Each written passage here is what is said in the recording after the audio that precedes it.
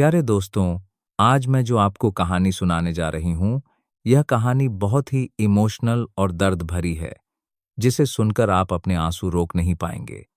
तो चलिए सुनते हैं पूरी कहानी। डीएसपी अभय प्रताप सिंह ने अपनी घड़ी पर नजर डाली। रात के 10:00 बज रहे थे। ट्रेन दिल्ली की ओर दौड़ रही थी। बाहर अंधेरे में कभी कभी कोई गांव, कोई स्टेशन पीछे छूट जाता, पर उनकी आंखें तो कहीं और ही देख रही थी। उन यादों की ओर जो वह चाहकर भी भुला नहीं सके थे। उनकी पत्नी संजना 1 साल पहले इस दुनिया से जा चुकी थी। एक दर्दनाक हादसे में उसे हमेशा के लिए खो चुके थे, मगर उसकी यादें अभी भी अभय के साथ थी। उसकी हंसी, उसकी बातें, उसकी शिकायतें, सब कुछ। इस सफर में भी वह अपने अकेलेपन से जूझ रहे थे। ट्रेन के अंदर हलचल थी। कुछ लोग सो चुके थे, कुछ खिड़की से बाहर देख रहे थे तो कुछ अपनी कहानियों में खोए थे। अभय ने एक गहरी सांस ली और सीट पर सिर टिकाया। तभी एक जानी पहचानी आवाज उनके कानों में पड़ी। चने ले लो, ताजे चने, गरम गरम चने। अभय का दिल जोर से धड़क उठा। यह आवाज, यह तो संजना की आवाज थी। उनका दिमाग सुन्न पड़ गया। क्या यह उनका भ्रम था? क्या वह उसकी यादों में इतना डूब चुके थे कि उन्हें हर आवाज संजना जैसी लगने लगी थी? मगर नहीं, यह सिर्फ आवाज ही नहीं थी। अंदाज भी वही था, लहजा भी वही था। उन्होंने धीरे धीरे गर्दन घुमाई और जब उनकी नजर उस औरत पर पड़ी जो चने बेच रही थी, तो उनकी सांस अटक गई। वहां भीड़ के बीच, ट्रेन के गलियारे में, हल्की रोशनी के नीचे वही चेहरा था जो कभी उनकी दुनिया हुआ करता था। संजना जिंदा थी या यह कोई और था? वही चेहरा, वही आवाज। अभय की आंखें फटी की फटी रह गई। उनका दिल जोर जोर से धड़कने लगा। क्या यह उनका कोई भ्रम था या सच में जो वह देख रहे थे वह हकीकत थी? सामने वही चेहरा था, वही बड़ी बड़ी आंखें, वही हल्की सी झुकी हुई मुस्कान, वही संजना। लेकिन यह कैसे हो सकता था? वह तो मर चुकी थी।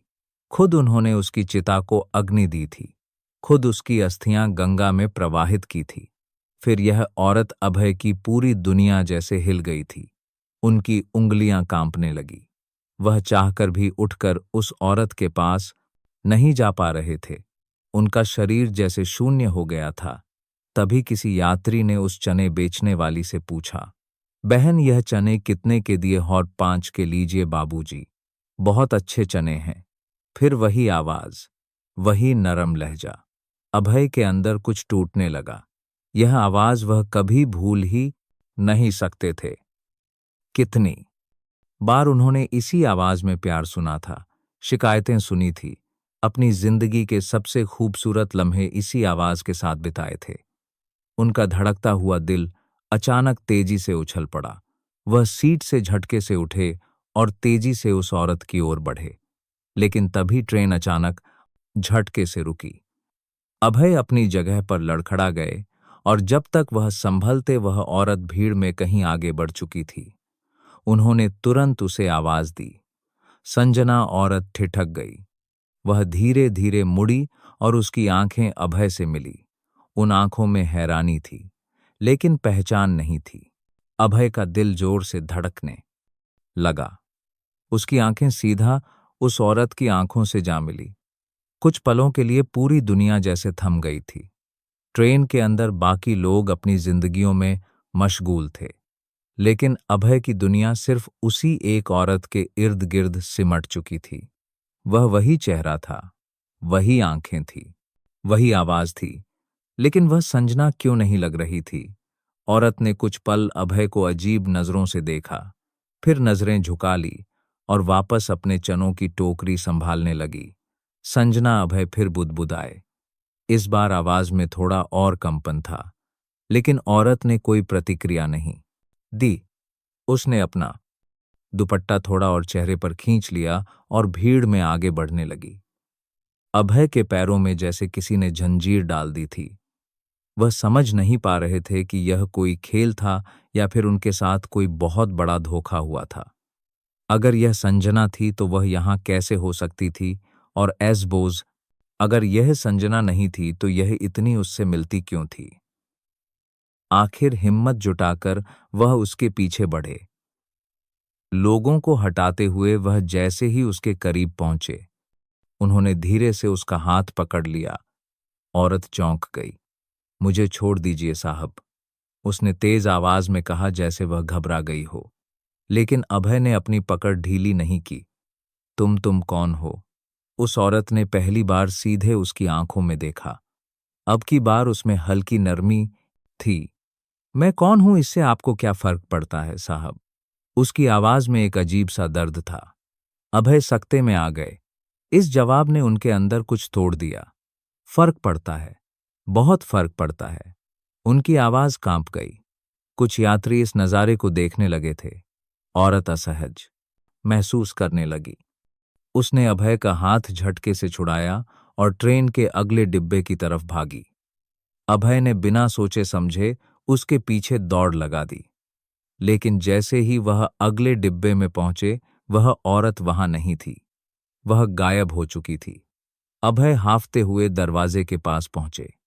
उन्होंने चारों ओर नजर दौड़ाई, लेकिन वह औरत कहीं नहीं थी।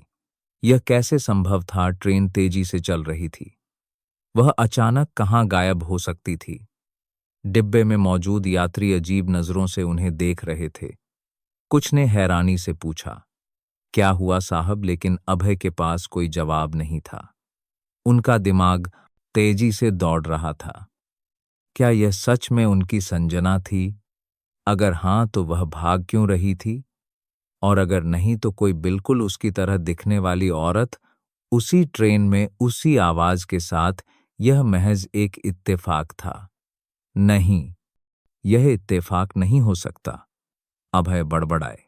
तभी एक बूढ़े यात्री ने पास आकर कहा, बेटा जिसे ढूंढ रहे हो वह शायद पिछले स्टेशन पर उतर गई होगी।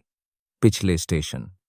लेकिन अगर वह सच में संजना थी तो वह इतनी गरीबों की तरह चने क्यों बेच रही थी? अभय की आंखों के सामने 1 साल पहले की घटनाएं घूमने लगी। संजना का एक्सीडेंट, उसका अस्पताल में भर्ती होना, फिर डॉक्टर्स का यह कहना कि वह नहीं बची, और फिर उसका अंतिम संस्कार। अगर वह मरी नहीं थी तो फिर उनका सिर दर्द से फटने लगा। क्या कोई गहरी साजिश थी, या फिर कोई ऐसा राज जो इतने समय से उनसे छुपाया गया था? लेकिन अब यह मामला सिर्फ यादों और भावनाओं का नहीं रहा था। यह सच्चाई जानने का सवाल था। अभय ने तय कर लिया, वह इस रहस्य की तह तक जाएंगे। उन्होंने तुरंत अपनी जेब से मोबाइल निकाला और पिछले स्टेशन की लोकेशन चेक की। अगर वह वहां उतरी थी तो मैं उसे ढूंढ निकालूंगा। अभय की पकड़ अब सच्चाई तक पहुंचने के लिए और मजबूत हो चुकी थी। उनके दिमाग में सिर्फ एक ही सवाल घूम रहा था, अगर संजना मर चुकी थी तो यह औरत कौन थी? और अगर यह संजना थी तो वह यहां तक कैसे पहुंची?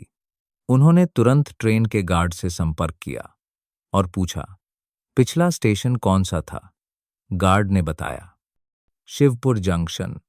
अभय ने फौरन अपना मोबाइल निकाला और स्टेशन मास्टर का नंबर निकालकर उसे कॉल किया। नमस्ते, मैं डीएसपी अभय प्रताप सिंह बोल रहा हूं। अभी शिवपुर जंक्शन पर एक औरत उतरी है जिसकी पहचान मुझे करनी है। आप सीसीटीवी फुटेज चेक कर सकते हैं। स्टेशन मास्टर पहले तो थोड़ा घबरा गया, फिर बोला, साहब मैं अभी कुछ देख नहीं सकता, लेकिन अगर आप यहां आ सकते हैं तो हम मिलकर देख सकते हैं। ठीक है, मैं अगली ट्रेन से वहीं आ रहा हूं। अभय ने तुरंत फैसला किया। ट्रेन अब भी एक बड़े स्टेशन पर रुकने वाली थी। उन्होंने बिना समय गंवाए बैग उठाया और उतरने के लिए तैयार हो गए। ट्रेन के रुकते ही वह प्लेटफार्म पर कूद पड़े और स्टेशन मास्टर के ऑफिस की तरफ दौड़ पड़े। शिवपुर जंक्शन पहुंचने में उन्हें ज्यादा समय नहीं लगा। स्टेशन सुनसान सा लग रहा था। बस इक्का दुक्का लोग इधर उधर घूम रहे थे। स्टेशन मास्टर पहले से ही इंतजार कर रहा था। साहब आइए, मैं आपको फुटेज दिखाता हूं। अभय जल्दी से ऑफिस के अंदर घुसे। स्क्रीन पर वीडियो चलने लगा और वहां कैमरे में वही औरत दिखी। वह जल्दी जल्दी प्लेटफार्म से बाहर जा रही थी। लेकिन जैसे ही वह बाहर पहुंची, एक आदमी पहले से वहां खड़ा था। उस आदमी ने इधर उधर देखा, फिर जल्दी से उसे एक गली की तरफ ले गया। अभय की आंखें सिकुड़ गई। यह कौन है? स्टेशन मास्टर ने सिर हिलाया। पहली बार देख रहा हूं साहब, लेकिन शायद यह गली स्टेशन के पीछे वाली बस्ती में जाती है। अभय ने तुरंत तय किया वह उस बस्ती तक जाएंगे और पता लगाएंगे कि यह औरत कौन थी और किसके साथ गई थी। उन्होंने गहरी सांस ली और अपने होल्स्टर में रखी पिस्तल पर हाथ फेरा। अब यह सिर्फ एक इमोशनल सफर नहीं था, बल्कि एक रहस्य को उजागर करने की जंग थी। अभय ने स्टेशन मास्टर को धन्यवाद दिया और तेजी से बाहर निकले। कैमरे में दिखी गली अब उनके सामने थी, सुनसान अंधेरे में डूबी हुई। उन्होंने जेब से मोबाइल निकाला और टॉर्च ऑन की। गली संकरी थी। दोनों तरफ टूटी फूटी झोपड़ियां और कच्चे मकान थे। कहीं से धीमी रोशनी झांक रही थी, कहीं पर सन्नाटा पसरा था। अभय आगे बढ़ ही रहे थे कि अचानक किसी के कदमों की आहट सुनाई दी। उन्होंने तुरंत अपनी पिस्तल निकाल ली और आवाज की दिशा में ध्यान लगाया। कोई था। गली के आखिरी छोर पर एक परछाई हल्की रोशनी में हिलती हुई दिख रही थी। अभय तेजी से आगे बढ़े। जैसे ही वह मोड़ के पास पहुंचे, एक दरवाजा धीरे से बंद होता दिखाई दिया। उन्होंने बिना समय गंवाए दरवाजे तक पहुंचकर जोर से खटखटाया। कौन है? अंदर से एक महिला की आवाज आई। पुलिस, दरवाजा खोलो। अभय की आवाज सख्त थी। कुछ पलों तक सन्नाटा रहा, फिर दरवाजा धीरे धीरे खुला। अंदर जो औरत खड़ी थी उसे देखते ही अभय की सांसें अटक गई। वही चेहरा, वही आंखें, वही संजना, लेकिन इस बार उसके चेहरे पर डर था। अभय दरवाजे के सामने खड़े रहे। सामने वही चेहरा था जिसे उन्होंने 1 साल पहले खो दिया था, लेकिन इस बार उस चेहरे पर अजनबीपन था। डर और घबराहट से भरा अजनबीपन। कुछ पल तक दोनों एक दूसरे को देखते रहे। फिर अभय ने कांपती आवाज में कहा, संजना। औरत की आंखों में हलचल हुई, जैसे वह यह नाम सुनकर चौंक गई हो, लेकिन अगले ही पल उसने खुद को संभाल लिया। आप कौन हैं? उसने शांत लेकिन कटीली आवाज में पूछा। अभय को लगा जैसे किसी ने उनके सीने में छुरा घोंप दिया हो। यह क्या मजाक है संजना? तुम जिंदा हो? औरत की आंखों में अब संदेह झलकने लगा। मुझे नहीं पता आप किसकी बात कर रहे हैं। मेरा नाम संजना नहीं है। अभय को अपने कानों पर भरोसा नहीं हुआ। उन्होंने एक कदम आगे बढ़ाया। झूठ मत बोलो, मैं तुम्हें पहचानता हूं। तुम्हारी शक्ल, तुम्हारी आवाज, तुम्हारा हर हाव भाव, सब कुछ वही है। औरत ने घबराकर दरवाजे के पीछे हटने की कोशिश की, लेकिन तभी अंदर से किसी बच्चे के रोने की आवाज आई। अभय के पैर जड़ हो गए।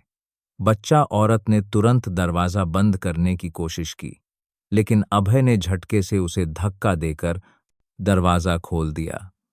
सामने एक छोटा बच्चा खड़ा था, महज 3-4 साल का। अभय की आंखें चौड़ी हो गई। उस बच्चे की शक्ल उनसे मिलती थी।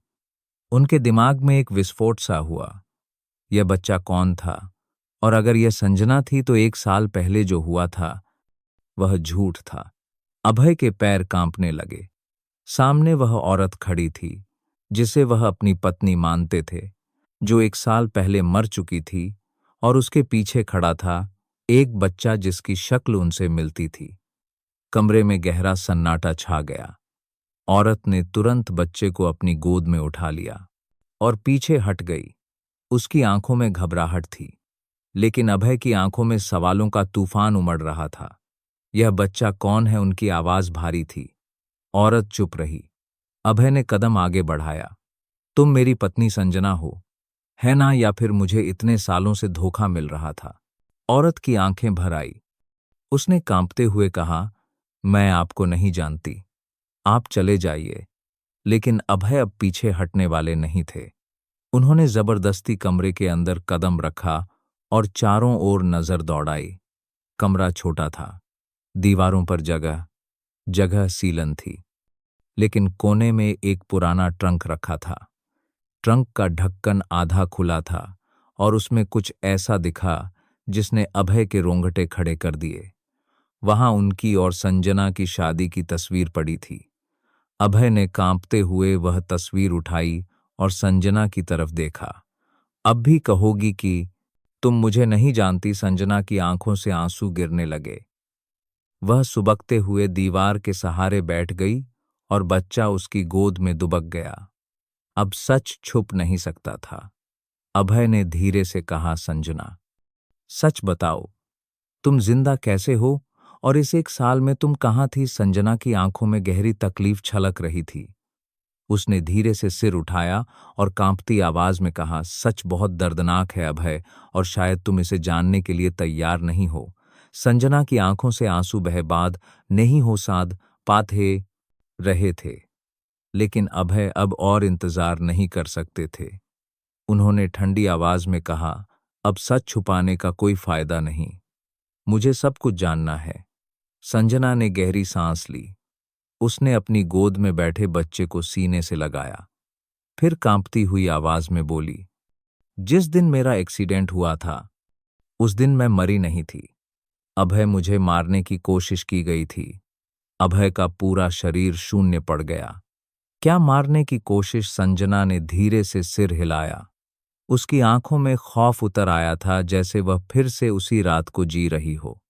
एक्सीडेंट के बाद जब मुझे अस्पताल ले जाया गया तब मैं अधमरी थी, लेकिन उससे पहले ही किसी ने मुझे वहां से गायब कर दिया।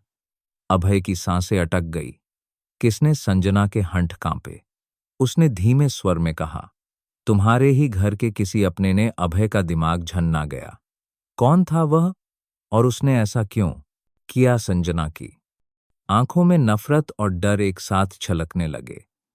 उसने बच्चे के सिर पर हाथ फेरा और फर्श की तरफ देखते हुए बम मुश्किल कहा, तुम्हारे बड़े भाई विक्रम। अभय को लगा जैसे किसी ने उनके दिल पर वार कर दिया हो, उनका अपना भाई।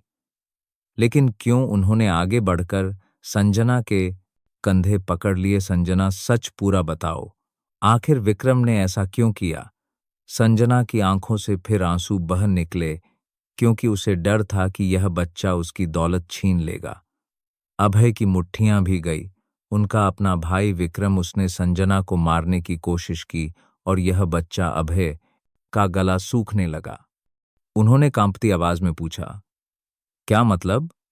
वह इस बच्चे से अपनी दौलत खोने से क्यों डरता था?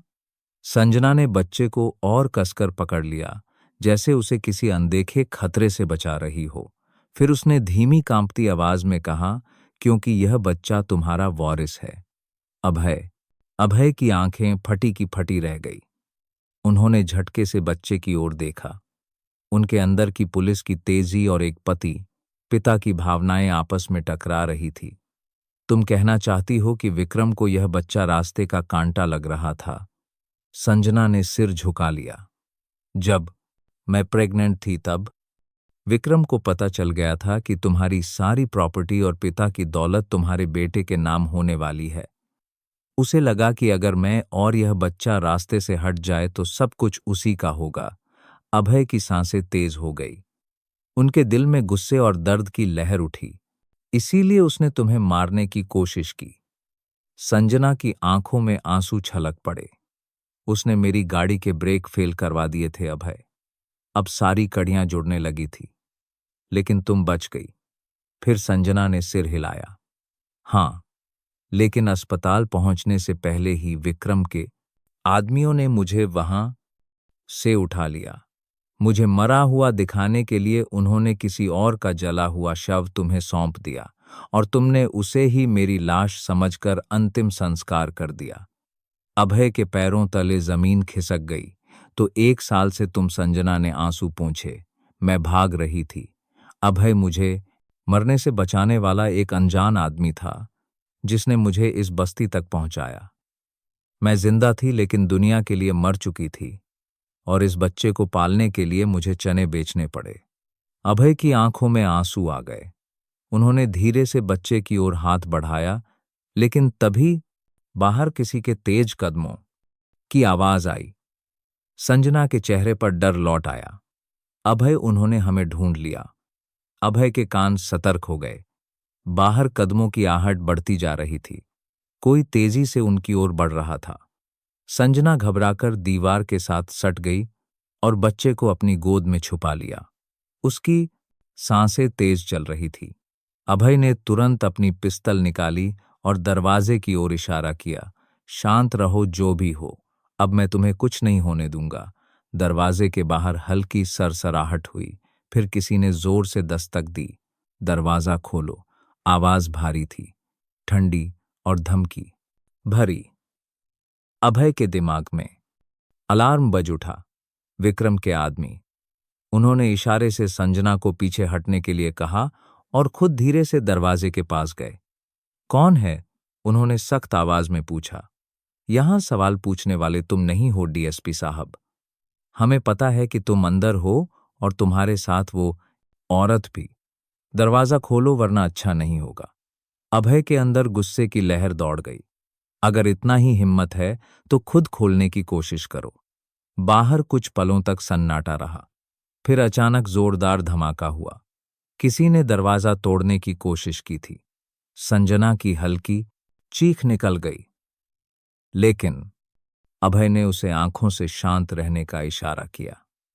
अब लड़ाई शुरू हो चुकी थी।